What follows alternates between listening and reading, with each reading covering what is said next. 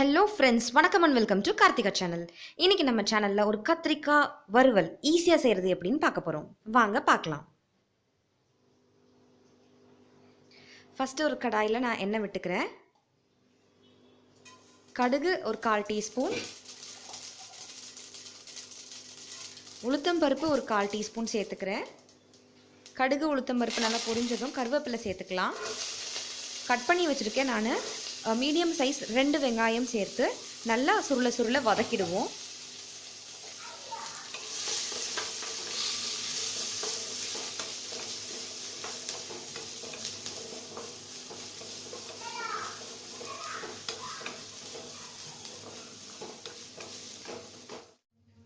இஞ்சி பூண்டு paste 1 teaspoon போட்டுக்கிறேன். இது நான் பெங்களூர் தக்காளி கட் பண்ணியிருக்கேன். ஏன்னா கத்திரிக்காய் தொக்குக்கு வந்து நாட்டு தக்காளியோட புளிப்பு நல்லா இருக்காது, அதனால நான் பெங்களூர் தக்காளி சேர்த்துருக்கேன். பெங்களூர் தக்காளி சேர்த்துருக்கனால நான் வந்து ஒரு தக்காளி எக்ஸ்ட்ரா சேர்த்துருக்கேன். நாட்டு தக்காளியாக இருந்தால் ஒரு தக்காளியே போதுமானது. எனக்கு வந்து அந்த தொக்கோட கன்சிஸ்டன்சி பிடிக்கும் அப்படின்றதுனால நான் வந்து கொஞ்சம் 2 தக்காளியாக ஆட் பண்ணிக்கிட்டேன். பெங்களூர் தக்காளின்றதுனால நான் 2 தக்காளியாக ஆட் பண்ணிக்கிட்டேன். இதே நீங்கள் நாட்டு தக்காளி சேர்க்குற மாதிரி இருந்தீங்கன்னா ஒன்று சேர்த்துக்கோங்க. நான் திருப்பி சொல்லிடுறேன், அப்புறம் புளிப்பாக இருந்துச்சு கார்த்திகா அப்படின்னு சொல்லிடாதீங்க. நாட்டு தக்காளி ரொம்ப புளிப்பு இல்லைங்களா, அதனால சொல்கிறேன் நான். ஸோ இந்த தக்காளி எல்லாம் சுருண்டு நல்லா ஸ்மாஷ் ஆகி வதங்கட்டும், அது வரைக்கும் நம்ம விட்டுருவோம். நான் உப்பு சேர்த்து இப்போ நல்லா சுருள வதக்க போகிறேன். வதங்கினதுக்கப்புறம் நான் உங்களுக்கு காட்டுறேன். தக்காளி வதங்குறதுக்காக நான் 2 மினிட்ஸ் மூடி போட்டு வச்சுருந்தேன். லைட்டாக உப்பு சேர்த்துருந்தேன் தக்காளி வதங்குறதுக்காக. இப்போ நம்ம ஓப்பன் பண்ணி பார்க்கலாம். கரெக்டாக 2 நிமிஷம் ஆச்சு. எப்படி வதங்கியிருக்கான்னு பார்ப்போம். அழகாக தக்காளி வதங்கிடுச்சு. இந்த நேரத்தில் நம்ம வந்து மசாலா பொடிலாம் சேர்த்துலாம். ரொம்ப பெரிய மசாலா பொடிலாம் இல்லைங்க, ரொம்ப சிம்பிளான சாதாரண மசாலா பொடிஸ், வீட்டில் இருக்கக்கூடிய மசாலா பொடிஸ் தான். இதுலேயே நிறைய டிஃப்ரெண்ட் டைப்ஸ் ஆஃப் கத்திரிக்காய் தொக்கு செய்யலாம். நான் இன்றைக்கி வந்து கொஞ்சம் டிஃப்ரெண்ட் அண்ட் ட்விஸ்ட்டில் பேசிக் தான், ஆனால் கொஞ்சம் டேஸ்ட் டிஃப்ரெண்ட்டாக சூப்பராக இருக்கிற மாதிரி கொஞ்சம் நான் செய்கிறேன். ஒரே ஒரு இன்க்ரீடியன்ட் ஆட் பண்ண போகிறோம். ஆனால் அந்த மாதிரி ஆட் பண்ணி செஞ்சிங்கன்னா நார்மல் தொக்கை விட கொஞ்சம் டிஃப்ரெண்ட்டாக டேஸ்ட் வந்து பார்த்திங்கன்னா அட்டகாசமாக இருக்கும். ஸோ நம்ம சேர்ப்போம் பாருங்கள். 1/4 டீஸ்பூன் மஞ்சள் தூள், நல்லா 1 டேபிள் ஸ்பூன் அளவுக்கு நான் மிளகாத்தூள் சேர்த்துக்கிறேன். இது வந்து குழம்பு மிளகாய் தூளுங்க. சேர்த்து ஒரு வதக்கி விட்டுடலாம்.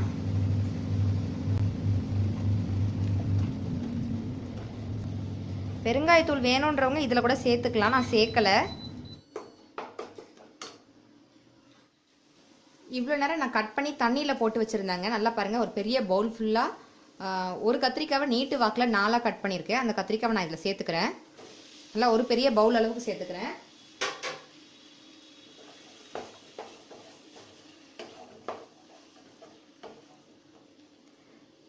எண்ணெய் கத்திரிக்காய் தொக்கு கிடையாதுங்க இது, அந்த மாதிரி நினச்சிடாதீங்க. எண்ணெய் கத்திரிக்காய் தொக்கு வந்து என்ன செய்வோம் அப்படின்னாக்கா, நல்லெண்ணெயிலேயே ஃபஸ்ட்டு எண்ணெயை நல்லா ஒரு 90% நல்லா வதக்கி சுருள வதக்கி அந்த நல்லெண்ணெயிலேயே பொரிஞ்சு வர அளவுக்கு நல்லா வதக்கி எடுத்துருவோம்.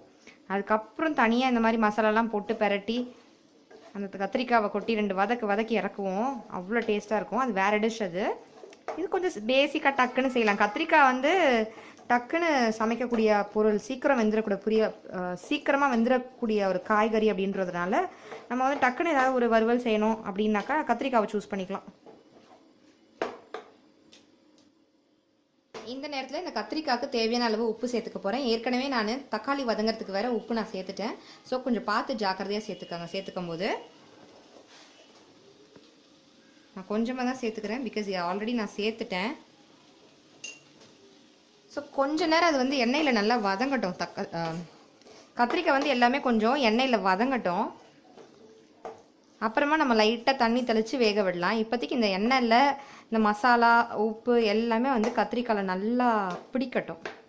வெங்காயம் தக்காளி இருக்கிறதுனால உங்களுக்கு வந்து தீ பிடிக்கும் அப்படின்னு நினச்சி பயப்பட வேணாம். ஒரு 2 நிமிஷம் ஸ்லோ ஃப்ளேமில் வச்சு நம்ம வந்து க்ளோஸ் பண்ணிடலாம். 2 நிமிஷம் கழித்து நம்ம ஓப்பன் பண்ணி பார்க்கலாம். ரொம்ப ஸ்லோ ஃப்ளேம், ஃபுல் சிம்மில் இருக்குது ஸ்டவ் பார்த்தீங்கன்னா. ஏன்னா அந்த எண்ணெயிலேயே அது கத்திரிக்காய் வதங்கும் போது அதுக்கு வந்து ஒரு எக்ஸ்ட்ரா டேஸ்ட் உண்டு. ஸோ அப்படியே வதங்கட்டும். வதங்கினதுக்கப்புறம் நம்ம கரெக்டாக 2 மினிட்ஸ் கழித்து ஓப்பன் பண்ணி பார்க்கலாம். கரெக்டாக 2 மினிட்ஸ் ஆச்சு. இப்போ ஓப்பன் பண்ணி பார்க்கலாம். நம்ம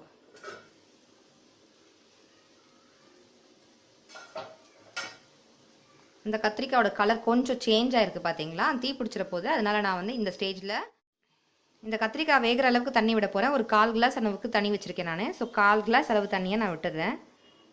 வேணும்னா நீங்கள் வந்து உங்கள் அளவுக்கு ஏற்ற மாதிரி நீங்கள் இன்னும் கொஞ்சம் கூட விட்டுக்கலாம். கத்திரிக்காய் அப்படியே சுருண்டுறக்கூடாது. எண்ணெய் கத்திரிக்காய் செய்வோம் இல்லையா, அது மாதிரி நல்லா சுருண்டுறக்கூடாது. இது கொஞ்சம் முழுசாக தெரிஞ்சால் நல்லாயிருக்கும்.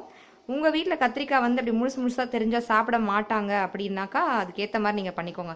சிலர் வந்து பார்த்தீங்கன்னா அந்த எண்ணெய் கத்திரிக்காய் குழம்பு, எண்ணெய் கத்திரிக்காய் தொக்கு செய்யும்போது அந்த கத்திரிக்காய் அப்படியே எண்ணெயை மிதக்க எடுத்து முழுசாக இருக்க பீஸ் அப்படியே எடுத்து வாயில் போட்டு சாப்பிடுவாங்க. அந்த மாதிரி சாப்பிட சில பேருக்கு பிடிக்கும். சில பேர் கத்திரிக்காவா ஐயோ எனக்கு வேணான்னு ஓடிடுவாங்க. ஸோ உங்கள் வீட்டில் எப்படிப்பட்டவங்க இருக்காங்க, கத்திரிக்காய் லவ்வர்ஸா இல்லை கத்திரிக்காய் ஹேட்டர்ஸான்னு பார்த்து அதுக்கேற்ற மாதிரி நீங்கள் ஸ்லைஸ் போட்டுக்கோங்க. இதையே இன்னும் குட்டியாக கூட நீங்கள் வேணால் கட் பண்ணி போடலாம். இன்னும் சீக்கிரம் வேலை முடிஞ்சிடும், உங்களுக்கு சீக்கிரம் வதங்கிடும். அண்ட் குட்டியாக இருக்கனால ஈஸியாக சாப்பிட்ருவாங்க. ஸோ இப்போ நம்ம தண்ணி தெளிச்சு விட்டுருக்கோம். ஒரு 1/4 கிளாஸ் தண்ணி விட்டுருக்கோம். நம்ம மூடி வச்சு சிம்லேயே இந்த கத்திரிக்காய் எல்லாத்தையும் வேக விடுவோம். வெந்ததுக்கப்புறம் நான் உங்களுக்கு எப்படி இருக்குன்னு ஓப்பன் பண்ணி காட்டுறேன். நல்லா கத்திரிக்காய் வெந்ததுக்கப்புறம் நான் ஓப்பன் பண்ணி காட்டுறேன். இடையில நான் வந்து ஓப்பன் பண்ணி நடுவில் நான் வந்து கிளறி விட போகிறேன். நீங்களும் அந்த மாதிரி ப்ராசஸ் பார்த்துக்காங்க. ஓப்பன் பண்ணி பார்க்கலாம்.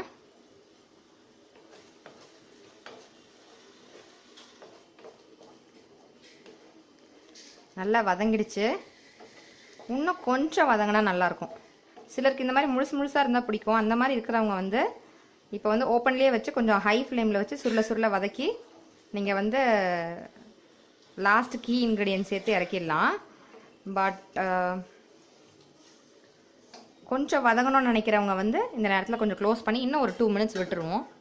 2 மினிட்ஸ் கழிச்சு பார்ப்போம். ஓப்பன் பண்ணி பார்க்குறேன்.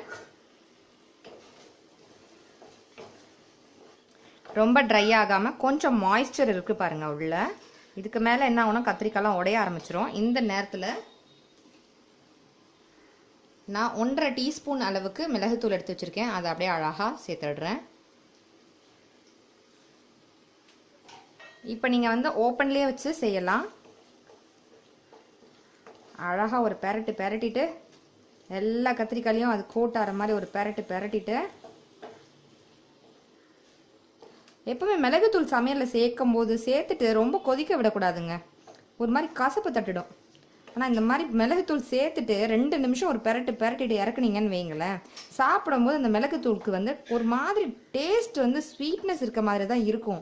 ஆனால் சாப்பிட்டு முடிச்சோன்னே தொண்டையில் வந்து அந்த மிளகோட காரம் நல்லா கரம் அப்படி இருக்கும். ஒரு 2 நிமிஷம் இப்படியே இருக்கட்டும். அதுக்கப்புறம் நம்ம எப்படி இருக்குன்னு பார்க்கலாம். கரெக்டாக 2 நிமிஷம் ஆகுதுங்க. இந்த நேரத்தில் நான் வந்து கட் பண்ணி வச்சுருக்க கொத்தமல்லியும் கருவேப்பிலையும் தூவுறேன்.